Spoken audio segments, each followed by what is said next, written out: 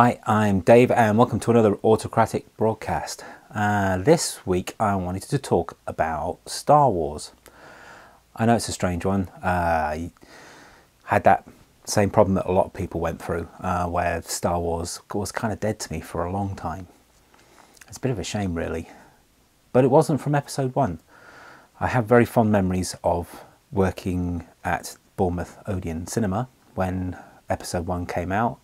I remember seeing episode 1 for the first time and thinking, oh, but after seeing it 7 times a day working in the cinema, I kind of grew to like it. However, I still have a problem with episodes 2 and 3. I really can't sit through episode 3 without just falling asleep. It's a bit of a shame really. The original Star Wars, however, that's a whole different kettle of fish. My parents took me to see New Hope in 1978 at what was the Dorchester Cinema in Hull. It was closed for many years, and it opened especially just to show Star Wars. I think it showed Star Wars continuously for about a year before it again closed down. I think it's a nightclub or some flats or something now, which is a bit of a shame. But I do have very fond memories of going to see that. My mum was in her wheelchair, and so we had to sit right at the back of the auditorium. It was one of these really old cinemas that had a balcony, and the balcony overhung the screen by a fraction of an inch, but it was just low enough so that when the Star Destroyer and the Rebel Blockade Runner came out onto screen for the first time, my mother was convinced they were just flying out from the balcony. It was quite a life-changing event for I think everybody. And yeah, my parents loved Star Wars as well. My dad dressed up as Darth Vader for one of the town carnivals. I was Luke, of course, because I always identified more with Luke Skywalker than I did with Han Solo, unlike everybody else I knew. So yeah, Star Wars has still got that little glimmer of nostalgia and hope in there, and I'm kind of looking forward to seeing what episode 7, can I still call it episode 7, or is it just The Force Awakens? I'm kind of looking forward to see what the new one looks like anyway, and seeing how good it is. There is hope. There's also that feeling of caution after the previous ones, but I still have some hope. But anyway, Star Wars. Last week, issue 1 of Marvel's Star Wars comics came out, and here it is. I went for the lovely variant edition with Luke on the front because Luke's cool. Honestly, seriously, Luke's cool. I was quite impressed with this, mostly because it has this awesome intro. I mean, look, a long time ago in this galaxy far away. Bam, and then you have the opening crawl and ship comes over the top onto a planet. It's just like it's like watching another movie. Great artwork, and it's set after New Hope, and it really captures that feel of being 10 again, watching Star Wars for the first time and thinking, oh my god, this is amazing. Great comic, fantastic artwork. I'm not going to flick through all of it because I don't want to spoil it for you, but it's got really good artwork. It's got nice plot twists. It's got bits where I was actually shouting at the comic going, no, what are you doing? Why are you doing something so crazy like that? So yeah, I was very impressed.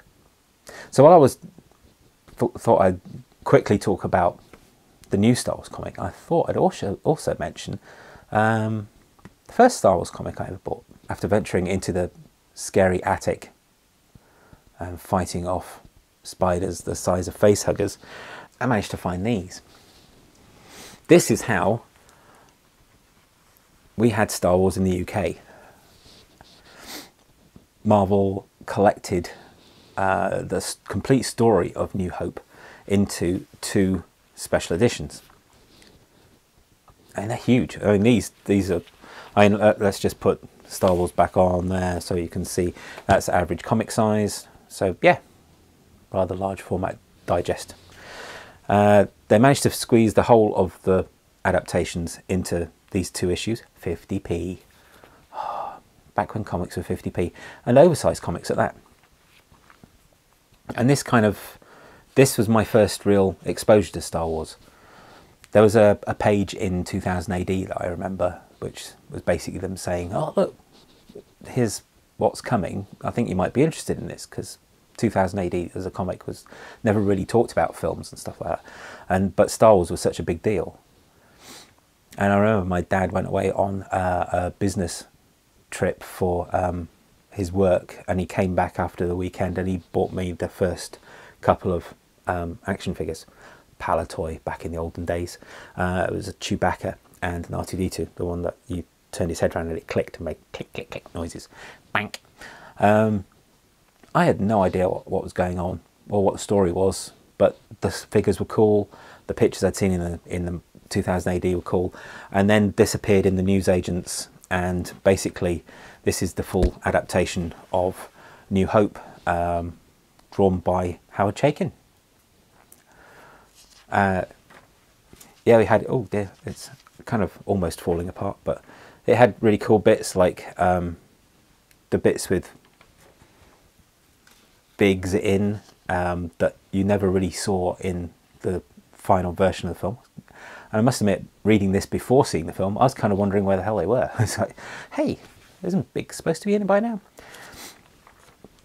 But yeah, this was great. This was my first exposure into Star Wars, and the artwork's great. Did love Howard Chaykin anyway. Yeah, it was awesome. The bit that I always remember most is the back cover, which is very cool. Oh, gotta look at that. It's awesome. And the other bit that I always remember when it comes to the Star Wars comics is the first part of issue 2, which finished the story off, had this recap of, just in case you didn't read the first part, and it has this picture of the Millennium Falcon. And this is something that's stuck in my head for many, many years. It's like, it's got this picture of the Millennium Falcon, and it's got 2 cockpits and a little bit sticking out the side there, which kind of proved, if that was Marvel UK artwork, it kind of proves that they hadn't really seen the film in any great depth either, because nobody really knew what the hell was going on with it. It was all a bit of a shocker. But yeah, this is great. Cool. Eee, awesome stuff. And then of course in the back it has the advert for the ongoing, with the very cover of an issue that I remember particularly well, because we sell it as a t-shirt in the shop that I work in now. How cool. Anyway, yeah, after those, the follow-up films as comics, but only in a completely different format. The Marvel comics of Empire Strikes Back was in a little paperback like this. And once again, being the idiot that I am, I read this whole thing long before going to the cinema. I spoiled everything for myself. I must admit, I remember flicking through and seeing the first picture of Natat and thinking to myself, that is going to be in the film? How on earth are they going to do those? And spoiler alert, the big dramatic reveal and the lightsaber fight at the end,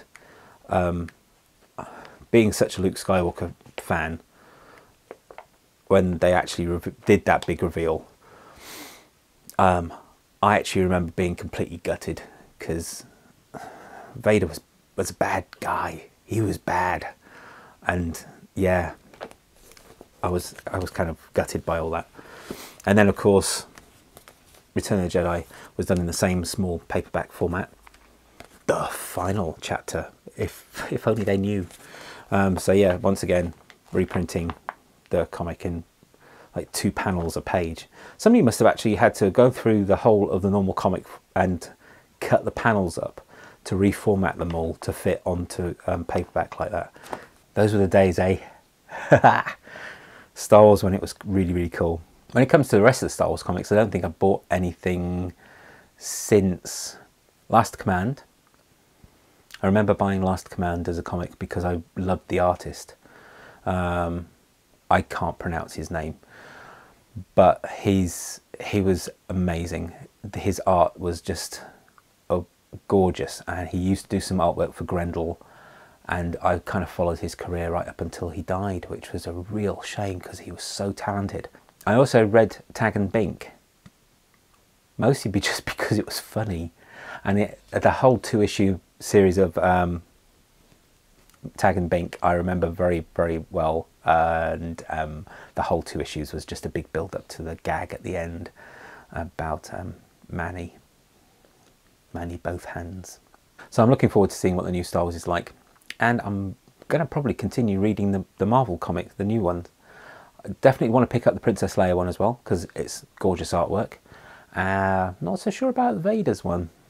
Yeah, not sure about that. I always have that problem with Vader now, is that he was such a good villain. He was such a cool and powerful, nasty villain, and he had a great redemption story towards the end as well, that when they turned him into just a whiny teenager who didn't get his own way, it kind of ruined Vader for me. Let's ignore that. Let's just concentrate on the good ones. So, have you picked up the new Star Wars comic? What did you think? Comment in the little comments thing at the bottom.